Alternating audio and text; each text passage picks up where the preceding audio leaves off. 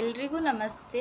ಇವತ್ತು ನಾನು ಪರಸ್ಪರ ಪಾಠಶಾಲೆಯ ಒಂದು ರಾಜ್ಯ ಸಂಚಾಲಕರಾಗಿ ಕೆಲಸ ಮಾಡ್ತಾ ಇದ್ದೀನಿ. ರಾಜ್ಯ ಸಂಚಾಲಕರಾಗಿ ಕೆಲಸ ಮಾಡೋದು ನನಗೆ ತುಂಬಾ ಖುಷಿ ಕೊಟ್ಟಿರೋ ವಿಚಾರ ಆಗಿರ್ಬೋದು, ಮತ್ತು ನಾನು ಆಯ್ಕೆ ಮಾಡಿಕೊಂಡಿರುವ ವಿಭಾಗವೂ ಸಹ ಆಗಿದೆ.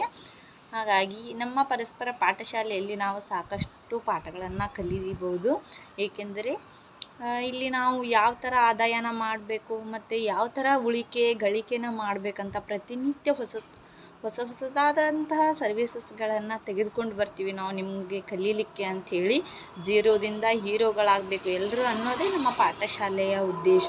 ಹಾಗೆ ನೀವು ದುಡಿದಂತಹ ಸಣ್ಣ ಪುಟ್ಟ ಕಾಸಿನಲ್ಲಿಯೇ ಉಳಿತಾಯ ಮಾಡಿ ಅದೆಲ್ಲ ಸೇವಿಂಗ್ಸ್ ಮಾಡಬೇಕನ್ನೋದೇ ಒಂದು ಪಾಠಶಾಲೆಯ ಉದ್ದೇಶ ಆಗಿರುತ್ತೆ.